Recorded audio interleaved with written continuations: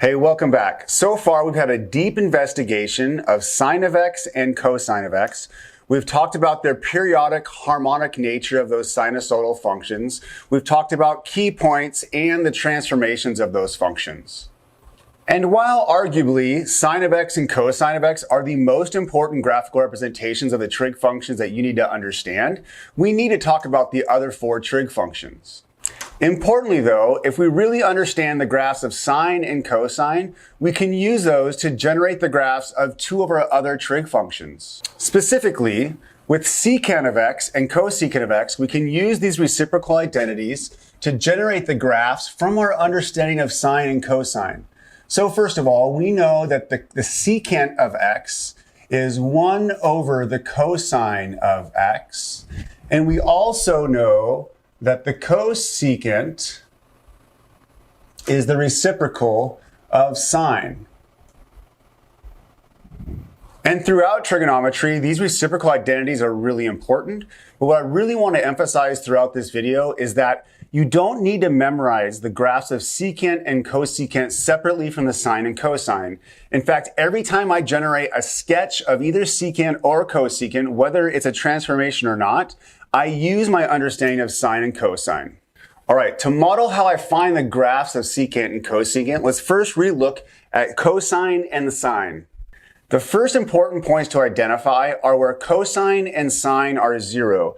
As we can see from the graph and just our understanding of the unit circle, cosine is 0 at pi over 2, 3 pi over 2.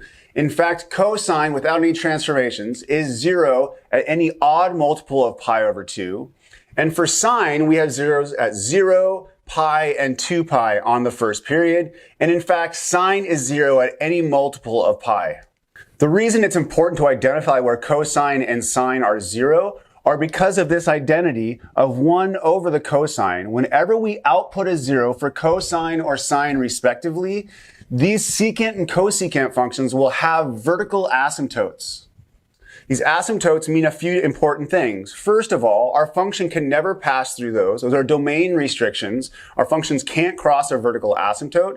And two, as we approach the x values on an asymptote, we get this asymptotic behavior where we're unbounded in the positive direction or in the negative direction. If we couple that with the fact that we have these specific points of these max and min values, where for cosine we start at 1, if we take the point 1 divided by 1, secant is actually going to be 1 when cosine is 1. The same thing for cosecant and sine. Also, if we have negative 1, 1 divided by negative 1 is still negative 1. So importantly, at these max and mins of cosine and sine, the secant and the cosecant functions are going to meet or agree at those points. Then the only other tricky part we need to talk about is what happens as we reach these asymptotes. Well, if you can see, for cosine first, we're starting at 1 and our values go down to 0. So 1 over those values, as our cosine values go down, importantly, between 0 and pi over 2, the cosine values peak at 1 right there where the secant's going to agree with the cosine. But then we have numbers that are less than 1. Whenever we divide by 1 divided by a number less than 1, we actually get a large number. And then, so for that reason, what we notice is that as we approach this asymptote from x, starting at x equals 0 to pi over 2, the secant graph actually shoots up in the positive direction. A similar argument will happen between each of these asymptotes. As you can see on the interval between pi over 2 and 3 pi over 2, the secant function will shoot towards those asymptotes in the negative direction because we're doing 1 divided by a very small negative value. And then exactly the same way, for cosecant, we get the same behavior around sine. We have these asymptotes at 0, pi, and pi over 2. We meet at these maximum and minimum values, but as we approach the asymptotes, where sine is on the above the x-axis, or it has positive outputs, we get this positive asymptotic behavior. Where sine is negative, we get this negative asymptotic behavior, or we go to negative infinity. I personally always introduce these two graphs at exactly the same time, and to really emphasize the fact that you don't need to memorize a new graph for secant or a new graph for cosecant. The way to always deal with these when you're asked to sketch or think about a graph of one of these is to use this reciprocal identity. For secant, I'm always looking at cosine, and for cosecant, I'm always looking at sine. We first graph that representative function, cosine or sine, identify the asymptotes, and then we see this exact same behavior that happens between these asymptotes. All right, cosine and sine have done their work. Let's get rid of those versions of the graphs and just look at secant and cosecant and label some important information. First and foremost, when we look at the graph of secant, we can identify this domain pretty quickly. It's actually all real numbers. The only exception is the fact that we have these asymptotes, so we'll just say except at odd multiples of pi over 2. By the way, the more fancy way of writing this right here, odd multiples of pi over 2, would be I would say x values of the form of 2k plus 1 times pi over 2. You wouldn't be expected to write this, but if k is an integer, 2k plus 1 will always be an odd number. But let's just stick to the fact that it's all real numbers except at odd multiples of pi over 2.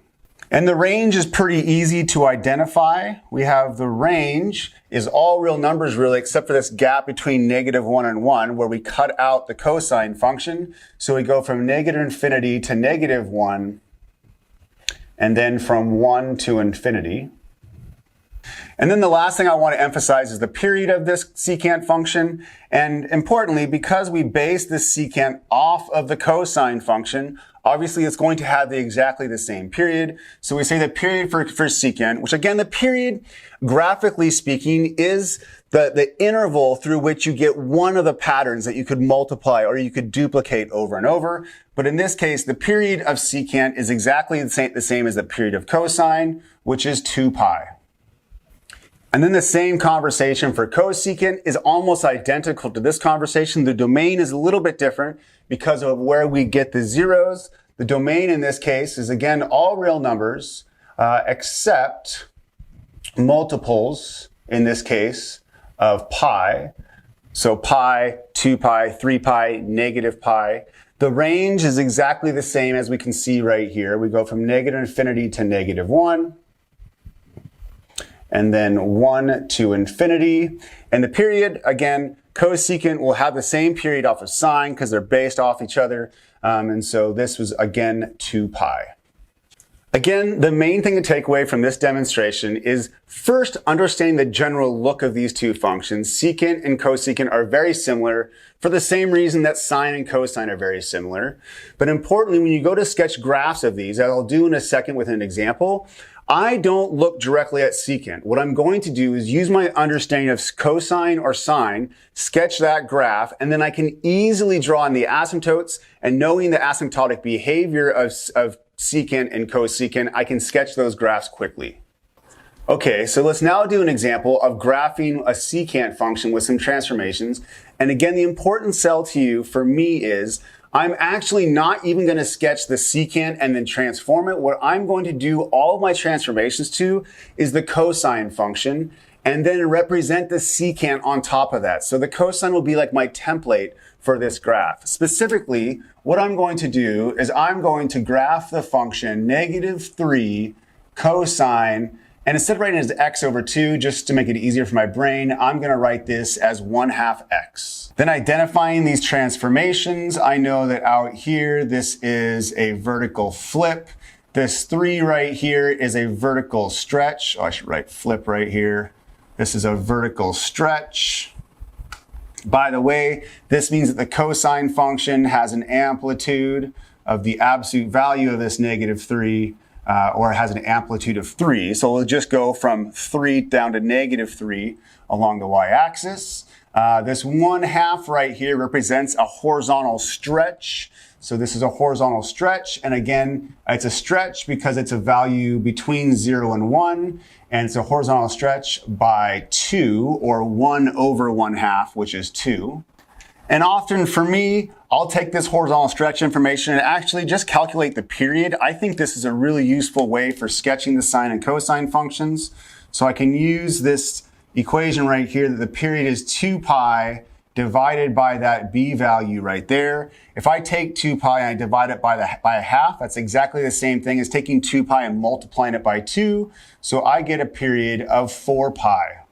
And in previous examples, Julian went into great detail in taking important points and applying the transformations to each of those. And while that's really important when you need an accurate sketch of the function that you're looking at for sine and cosine, in the case right here, this is what I will often, or the method I will use to often graph these fairly quickly. First and foremost, what I'm looking again to do is to graph this transformed version of cosine.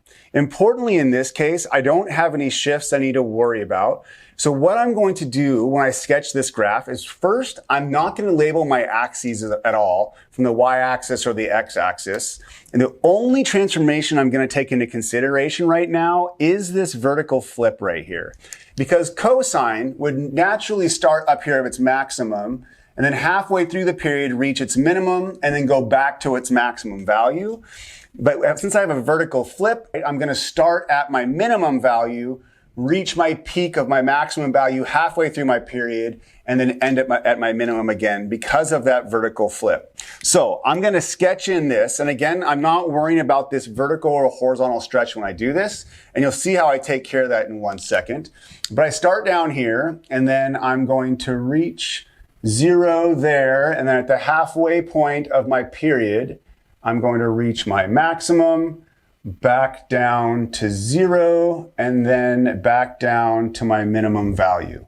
And importantly for my method that I'm using here for this quick sketch, I really don't care about these x values at this point. I'll put that information in. You'll see how I do that. But the idea is I'm just trying to get a general sketch of the cosine. Now, if I have a cosine here and I want to represent a vertical stretch by 3, I've already taken care of the flip. All I'm going to do is instead of label this a 1, I'm just going to label this a -3 and this a +3. That's now a cosine function that has an amplitude of 3, which again is the distance between the midline or equilibrium and the maximum minimum values. And then also for this horizontal stretch, again, my work was to find the period of this transform function. As a period, or creates this one shape at 4 pi. So I'm just going to label this x value right here at 4 pi. Then for the other important points, I just start cutting them in half.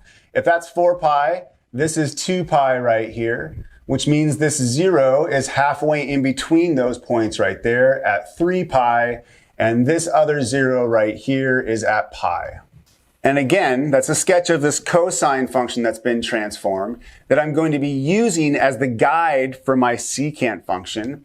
Now what I'm going to do is just throw in my other guides that I have are these asymptotes. So I'm going to put an asymptote here at pi and at 3 pi.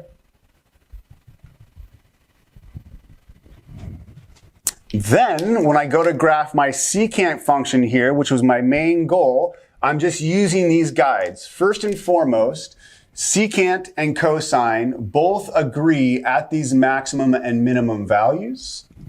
And then, since I'm negative, the secant function has asymptotic behavior here, unbounded negative, from between 0 and pi. And in this case, I have this base point where this cosine and secant meet. And I have this positive asymptotic behavior. And finally, with the last part of this, the same thing. I go to 0, but in negative direction. So I have this negative unbounded asymptotic behavior. So then here in blue, I have a pretty dang good sketch of -3 secant of 1/2 x, or x divided by 2. And again, if I wanted to add more details, I definitely could. I could have taken this cosine function, used those 5 points very specifically, and sketched a graph. But again, what I did was fairly quickly say, okay, first and foremost, horizontal vertical flip. I do need to consider any kind of shifts if there were. There weren't here, just a vertical stretch and a horizontal stretch. I then find my period. with that information, I sketch a quick graph of cosine in this case without any of the details on the x and y axis. And then to accommodate these stretches, I just make adjustments to the scale of both the x and y axis. Once I have those pieces, I'm drawing asymptotes through the zero of this representative function, the cosine. And then I have this asymptotic behavior, again, meeting the secant and the cosine meet at these maxima or minima values.